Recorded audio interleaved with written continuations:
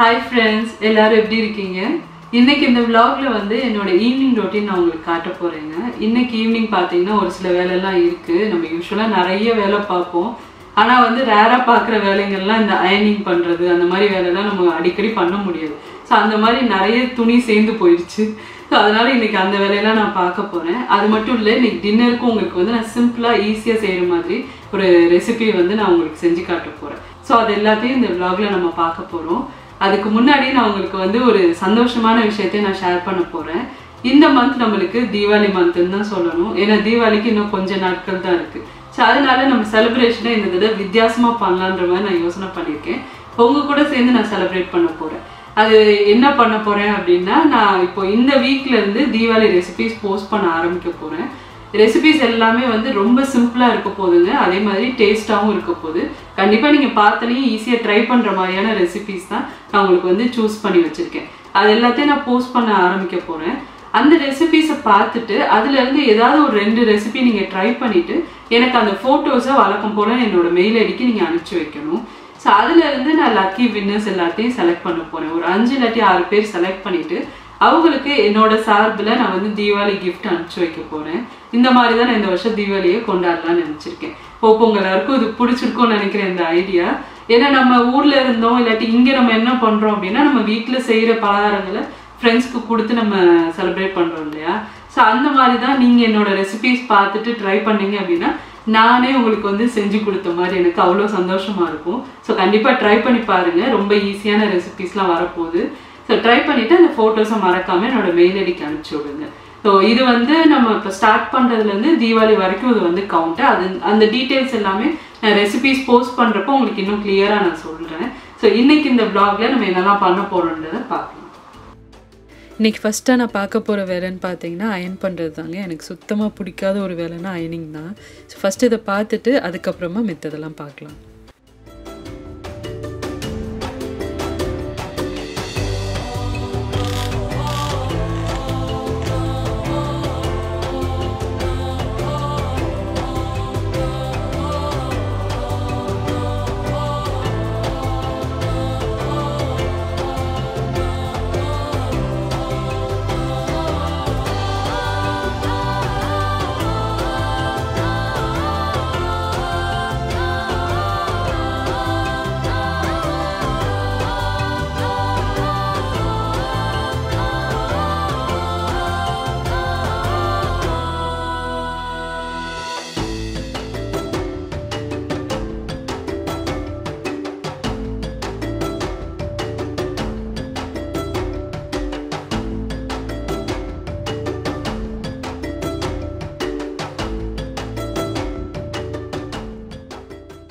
இப்போ ஒரு வழியாக எல்லா துணியும் நம்ம வந்து அயன் பண்ணி முடிச்சாச்சு. பெரிய வேலைங்க. எனக்கு அயனிங்கிறது ஒரு சுத்தமாக பிடிக்காத ஒரு வேலை. எனக்கு எப்படியோ வந்து துணி எல்லாத்தையும் அயன் பண்ணி முடிச்சாச்சு. இப்போ அடுத்ததை பார்த்தீங்கன்னா டின்னர் செய்யலாம்னு நினச்சிட்டு இருந்தேன். திடீர்னு சர்ப்ரைஸாக கெஸ்ட்டு வந்துட்டாங்க வீட்டுக்கு. ஸோ அவங்களுக்கு வந்து வீட்டில் இருக்க பொருளை வச்சு ஏதாவது குவிக்காக ஸ்நாக்ஸ் மாதிரி செய்யலாம்னு நினச்சிருக்கேன். ஸோ வீட்டில் பார்த்தீங்கன்னா பெருசாக எதுவும் இல்லை. ப்ராச்சி பன்ஸ் இருக்குது, அப்புறமா எக்ஸ் இருக்குது. ஸோ இதை வச்சு நம்ம வந்து ஒரு வித்தியாசமான ரெசிபி ட்ரை பண்ணலாம் அப்படின்னு சொல்லி நினச்சிருக்கேன். அதை உங்கள் கூட ஷேர் பண்ணலான்னு எனக்கு தோணுது. அது என்ன ரெசிபின்றதை பார்க்கலாம் வாங்க.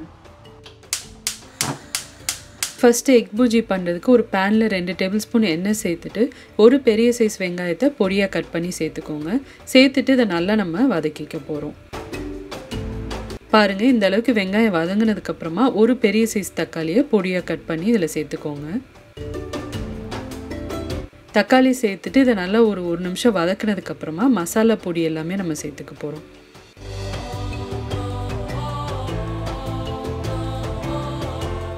ஒரு 1/4 டீஸ்பூன் அளவுக்கு மஞ்சள்தூள் சேர்த்துக்கலாம். அடுத்ததாக 1 டேபிள் ஸ்பூன் அளவுக்கு மிளகாய்த்தூள் சேர்க்குறேன். காஷ்மீரி மிளகாய்த்தூள் சேர்த்துருக்கேன். அடுத்ததாக ஒரு 1/4 டீஸ்பூன் அளவுக்கு சீரக பொடி சேர்த்துக்கலாம். அப்புறமா இதுக்கு தேவையான அளவு உப்பு சேர்த்துக்கோங்க. ஒரு 1/4 டீஸ்பூன் அளவுக்கு நான் சேர்த்துருக்கேன். இப்போ இதெல்லாத்தையும் நல்லா வதக்கிட்டு கொஞ்சமாக தண்ணி தெளிச்சுட்டு இதை நல்லா நம்ம வேக வைக்க போகிறோம். இப்போ பாருங்கள், மசாலா எல்லாமே நல்லா உங்களுக்கு வெந்துருச்சு. இந்த ஸ்டேஜில் தேவையான அளவு முட்டை சேர்த்துக்கலாம். நான் ஒரு 4 முட்டை சேர்த்துக்க போகிறேன். ஏன்னா ஒரு 4 பேத்துக்கு நான் இது பண்ண போகிறேன். அதனால் ஒரு 4 முட்டை அளவுக்கு இதில் சேர்த்துக்கலாம். முட்டை சேர்த்ததுக்கப்புறமா அதை ரொம்ப நம்ம வந்து கிளறக்கூடாது. கொஞ்சம் பெரிய பெரிய பீசஸாக இருந்தால் உங்களுக்கு பன்னில் வச்சு ஸ்டஃப் பண்ணுறதுக்கு ஈஸியாக இருக்கும். ஸோ அதனால் லைட்டாக மட்டும் இதை மிக்ஸ் பண்ணி விட்டுக்கலாம். இது வெந்துட்டு இருக்க டைமில் அடுத்ததாக பார்த்தீங்கன்னா நிறைய கொத்தமல்லி நான் வந்து பொடியாக கட் பண்ணி இதில் சேர்த்துக்க போகிறேன். ஒரு 1/4 கப் அளவுக்கு இதில் சேர்த்துக்கலாம். அடுத்ததாக ஒரு 1/4 டீஸ்பூன் அளவுக்கு கரம் மசாலா தூள் சேர்த்துக்கோங்க. இப்போ எல்லா பொருளுமே நம்ம சேர்த்தாச்சு. இப்போ மெதுவாக முட்டையை கிளறி விட்டுக்கலாம். பாருங்கள், உங்களுக்கு வந்து ரொம்ப உதிரியாக இருக்கக்கூடாது. கொஞ்சம் பெரிய பெரிய பீசஸாக இருந்தால் அந்த பன்னில் வச்சு ஸ்டஃப் பண்ணுறதுக்கு உங்களுக்கு ரொம்ப ஈஸியாக இருக்கும். இப்போ நம்மளுக்கு ரெடி ஆயிடுச்சு புர்ஜி. கடைசியாக வந்து தேவையான அளவு மிளகுத்தூள் சேர்த்துக்கோங்க. நான் ஒரு 1/4 டீஸ்பூன் அளவுக்கு சேர்த்துக்கிறேன். இது வந்து சப்பாத்தி கூடயும் ரோல் பண்ணி நீங்கள் கொடுக்கலாங்க. ரொம்ப டேஸ்ட்டாக இருக்கும். ரொம்ப சிம்பிளான ரெசிபி தான். குயிக்காக வந்து நம்ம செய்யணும் அப்படின்னா இந்த மாதிரி ஒரு ஸ்நாக்ஸ் நம்ம செஞ்சுக்கலாம். அடுத்ததாக ஒரு தோசைக்கல் சூடு பண்ணிக்கோங்க. அதில் 1 டீஸ்பூன் அளவுக்கு பட்டர் நான் சேர்த்துக்கிறேன். இது உப்பு சேர்க்காத பட்டர் சேர்த்துட்டு அதுக்கப்புறமா உங்களுக்கு பர்கர் பன்ஸ் இருக்கு இல்லையா, அதை வந்து இந்த மாதிரி டோஸ்ட் பண்ணிக்க போகிறோம். ஜஸ்ட்டு ஒரு 50 செகண்ட்ஸ் நம்ம வச்சா போதும். ரொம்பலாம் நீங்கள் அதிகமாக டோஸ்ட் பண்ண தேவையில்லை. லேசாக டோஸ்ட் ஆனதுக்கப்புறமா இன்னொரு பக்கம் வந்து திருப்பி விட்டுட்டு அந்த சைடும் கொஞ்சம் ஒரு 15 செகண்ட்ஸ் வந்து நம்ம டோஸ்ட் பண்ணிக்கலாம். இப்போ பன்ஸும் நம்மளுக்கு ரெடி ஆயிடுச்சு. இதை எடுத்துடலாம். இப்போ ஒரு பிளேட்டில் இந்த பன்னை வச்சுக்கோங்க. அடுத்ததாக நம்ம செஞ்சோம் இல்லையா எக் புர்ஜி, அதை வந்து மேலே வச்சுக்கலாம். சப்போஸ் உங்ககிட்ட க்ரீன் சட்னி, சாட் சட்னி இருக்கு இல்லையா, அது இருந்தது அப்படின்னா அதுவும் அப்ளை பண்ணிக்கலாம். எங்கிட்ட அவசரத்துக்கு அது இல்லாதனால நான் அதை வந்து சேர்க்கலை. அடுத்தது மேலே கொஞ்சமாக டொமேட்டோ கெச்சப் நான் சேர்த்துக்கிறேன். அடுத்ததாக நம்ம இன்னொரு பன்னையும் மேலே வச்சுட்டு க்ளோஸ் பண்ணிட்டோம் அப்படின்னா ரொம்ப சிம்பிள் அண்ட் டேஸ்டியான ஒரு எக் புர்ஜி பன் ரெடி ஆயிடுச்சு. ரொம்ப ரொம்ப சிம்பிளுங்க அந்த ரெசிபி. செம டேஸ்ட்டாகவும் இருக்கும். இப்போ கெஸ்ட்டு கிளம்புனதுக்கப்புறமா நான் எப்போவுமே யூஸ்வலாக எவ்ரி டியூஸ்டேஸ் பார்த்தீங்கன்னா நான் வந்து இந்தியன் ஸ்டோர் போவேன். ஏன்னா அன்றைக்கி தான் எங்களுக்கு காயெல்லாம் ஃப்ரெஷ்ஷாக வரும். ஸோ அதனால் இப்போ நான் வந்து இந்தியன் ஸ்டோர் போயிட்டு காயெல்லாம் வாங்கிட்டு வந்திருக்கேன். என்னென்ன வாங்கியிருக்கேன்றதை பார்க்கலாம். இப்போது இந்தியன் கடைக்கு போயிட்டு வந்தாச்சு. என்னென்ன காயெல்லாம் இன்றைக்கி எனக்கு கிடச்சிது அப்படின்றத பார்க்கலாம்.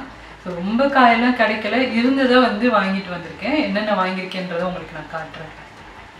இப்போ இங்கே பார்த்தீங்கன்னா நிறைய நான் வெள்ளைப்பூடும் இஞ்சியும் வாங்கி வச்சுருக்கேன். இதை பார்த்தோன்னே உங்களுக்கு தெரிஞ்சிருக்கும். ஆமாம், நான் வந்து இஞ்சி பூண்டு பேஸ்ட் அரைக்க போகிறேன். ஸோ அதனால் நிறையா வெள்ளைப்பூடும் அதில் பாதி குவான்டிட்டி அளவுக்கு இஞ்சி வாங்கியிருக்கேன்.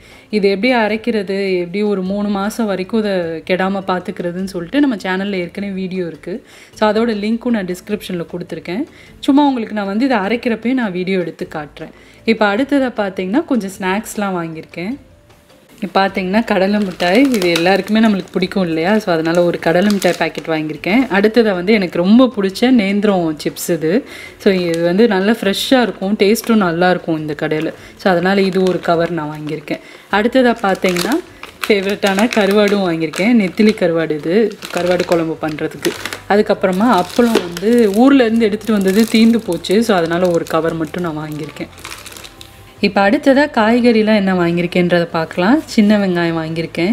அடுத்ததாக வந்து வாழைக்காய் வாங்கியிருக்கேன் ஃப்ரை பண்ணுறதுக்கு. 2 வாழைக்காய் வாங்கியிருக்கேன். இது நாட்டு வாழைக்காய் கிடையாது, நேந்திரம் வாழைக்காய் தான். பட் வந்து ஃப்ரை பண்ணோம் அப்படின்னா நல்லா தான் இருக்கும். அடுத்ததாக கோவக்காய் வாங்கியிருக்கேன், கோவக்காய் ஃப்ரை பண்ணுறதுக்காண்டி. அப்புறமா வெண்டைக்காய் வாங்கியிருக்கேன். இப்போ அடுத்ததாக வந்து கொத்தமல்லி ஒரு கட்டு நான் வாங்கியிருக்கேன். புதினா வாங்கலை, ஏன்னா உங்களுக்கு தெரியும் நம்ம கார்டன்லேயே புதினா நிறையா இருக்குது. ஸோ அதனால் புதினாலாம் இப்போ நான் வாங்குறது கிடையாது. கொத்தமல்லி மட்டும் வாங்கியிருக்கேன். கருவேப்பிலை வந்து கிடைக்கல, ஸோ அதனால் நான் வாங்கலை. அடுத்ததாக பச்சை மிளகா வாங்கியிருக்கேன். அடுத்ததாக எனக்கு ரொம்ப பிடிச்ச பாவக்காய் வாங்கியிருக்கேன். ஃப்ரையெல்லாம் பண்ணலாம் இல்லையா, ஸோ அதே மாதிரி பாவக்காய் குழம்பும் பண்ணலாம், புளிக்குழம்பு. ஸோ அதுக்காண்டி பாவக்காய் வாங்கியிருக்கேன். அடுத்ததாக கத்திரிக்காய் வாங்கியிருக்கேன். இந்த தடவை இந்த மாதிரி கத்திரிக்காய் தான் கிடச்சிது. ஸோ சின்ன கத்திரிக்காய் இல்லை, ஸோ அதனால் அதுவும் ஒன்று வாங்கியிருக்கேன். அப்புறமா பார்த்திங்கன்னா சேனக்கிழங்கு வாங்கியிருக்கேன். ஃப்ரைலாம் பண்ணோன்னா சூப்பராக இருக்கும் இல்லையா, ஸோ அதனால் சேனக்கிழங்கும் வாங்கியிருக்கேன். இப்போ அடுத்ததாக முள்ளங்கி வாங்கியிருக்கேன். இங்கே பார்த்தீங்களா இந்த மாதிரி பெருசாக தான் கிடைக்கும், சின்ன முள்ளங்கியே கிடைக்காது. ஸோ அதனால் இந்த முள்ளங்கி வாங்கியிருக்கேன். அடுத்ததாக வந்து சொரக்காய் வாங்கியிருக்கேன், கூட்டு சாம்பார் இதெல்லாம் பண்ணுறதுக்காண்டி. அடுத்ததாக இது பாருங்கள், நம்ம ஊர் கிழங்கு, இது சக்கரவள்ளி கிழங்கு. இங்கே வந்து இந்த ஊர் கடையிலையும் கிடைக்கும், பட் அது வந்து பார்த்திங்கன்னா உள்ளே கொஞ்சம் எல்லோவாக இருக்கும். இதுதான் எக்ஸாக்டாக நம்ம ஊரில் கிடைக்கிற கிழங்கு. இதை அவிச்சு சாப்பிட்றதுக்காண்டி வாங்கியிருக்கேன். அடுத்ததாக தேங்காய் வாங்கியிருக்கேன். தேங்காய் வந்து ஆல்ரெடி வீட்டில் ஒன்று இருக்கிறனால ஒன்று மட்டும் நான் வாங்கியிருக்கேன். அப்புறமா பார்த்திங்கன்னா ரவை தீரப்போகுது, அதனால் ரவை கவர் மட்டும் ஒன்று வாங்கியிருக்கேன்.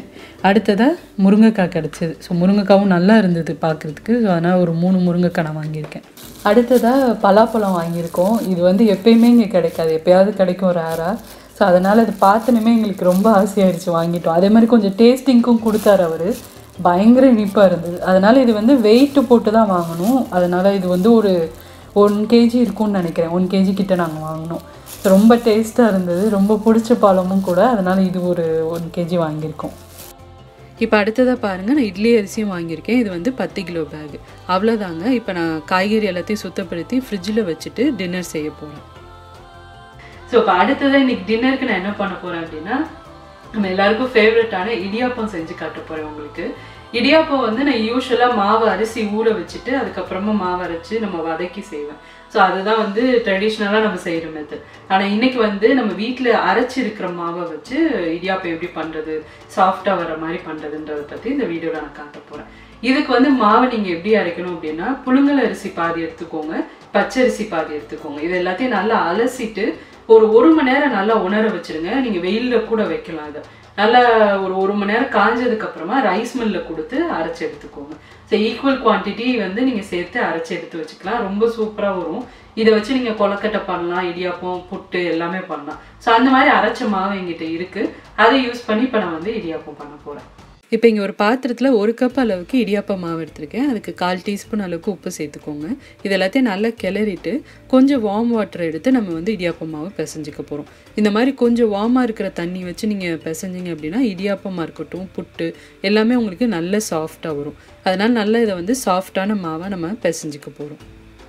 இப்போ பாருங்கள், நல்லா மாவு பிசைஞ்சாச்சு. இந்த அளவுக்கு பிசைஞ்சதுக்கப்புறமா இதில் கொஞ்சமாக நான் வந்து நல்லெண்ணெய் சேர்த்துக்க போகிறேன். நல்லெண்ணெய் உங்களுக்கு நல்ல ஃப்ளேவர் கொடுக்கும் இடியாப்பத்துக்கு. ஸோ அதனால் ஒரு டீஸ்பூன் அளவுக்கு சேர்த்துக்கோங்க. நல்லெண்ணெய் சேர்த்துட்டு நல்லா கிளறிட்டு ஒரு 1/4 மணி நேரமாவது இதை ஊற வச்சுருங்க. அப்போ தான் உங்களுக்கு கரெக்டான பதத்துக்கு வரும்.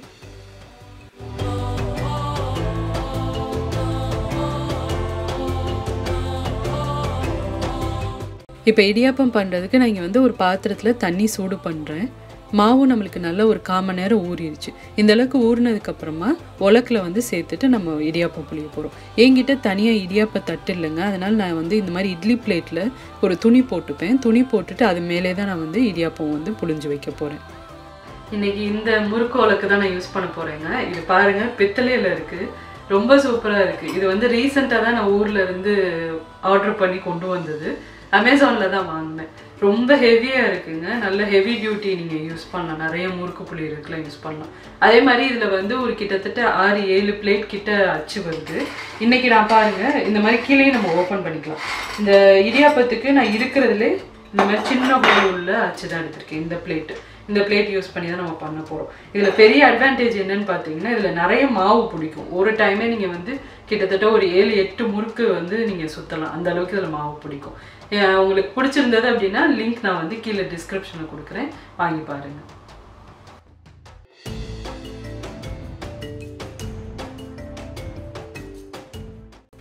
இப்போ இடியாப்ப பிளேட் போட்டதுக்கப்புறமா சுற்றி கொஞ்சம் உள்ளே உலக்கில் எண்ணெய் தடவிக்கோங்க. அப்போ தான் உங்களுக்கு மாவு ஒட்டாமல் வரும்.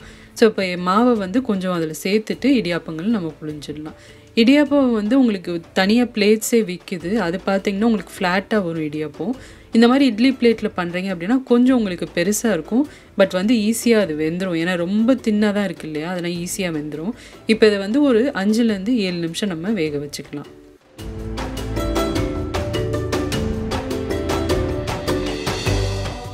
இப்போ ஒரு 5 நிமிஷமாக நான் வேக வச்சுருக்கேன். இடியாப்பம்லாம் வெந்துருச்சு.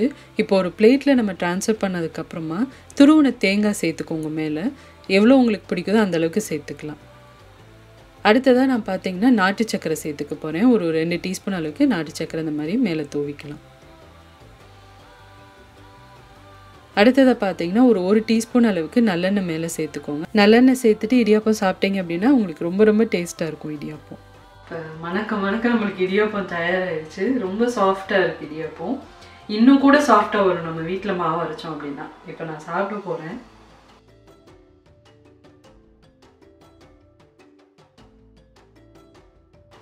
செம்ம டேஸ்ட்டாக இருக்குது. என்னதான் வெரைட்டியாக சமைச்சாலும் நம்ம ஊர் சாப்பாடு அரைச்சிக்க எதுவுமே இல்லைங்க. ஸோ இதை சாப்பிட்டுட்டு அதுக்கப்புறமா நம்ம மீட் பண்ணலாம்.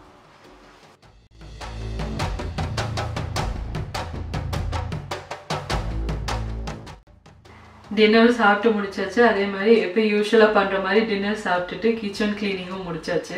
எப்படி நான் பண்ணுறேன் அப்படின்றத பற்றி ரீசெண்டாக ஒரு vlogல நான் காட்டியிருந்தேன். அந்த வீடியோட லிங்க்கும் கீழே நான் கொடுக்குறேன். எல்லா வேலையுமே முடிச்சாச்சுங்க. அவ்வளோதான், இதோட இந்த vlogகும் கம்ப்ளீட் ஆகுது. ஹோப் உங்கள் எல்லாருக்கும் வந்து இன்ட்ரெஸ்டிங்காகவும் யூஸ்ஃபுல்லாகவும் இருந்துச்சுன்னு நினைக்கிறேன். கண்டிப்பாக இந்த 2 ரெசிபிஸையும் ட்ரை பண்ணி பாருங்கள். கட்டாயம் உங்களுக்கு ரொம்ப பிடிக்கும். ட்ரை பண்ணிங்க அப்படின்னா அந்த ஃபீட்பேக் என் கூட ஷேர் பண்ணிக்கோங்க. அதே மாதிரி அந்த ரெசிபிஸோட ஃபோட்டோஸையும் என்னோட மெயில் ஐடிக்கு அனுப்பிச்சி விடுங்க. இதே மாதிரி நிறைய இன்ட்ரெஸ்டிங்கான vlogs ரெசிபிஸோட அடுத்து உங்களை நான் மீட் பண்ணுறேன். சுஜிஸ் கிச்சன், எளிய பாரம்பரிய சமையலின் தொகுப்பு.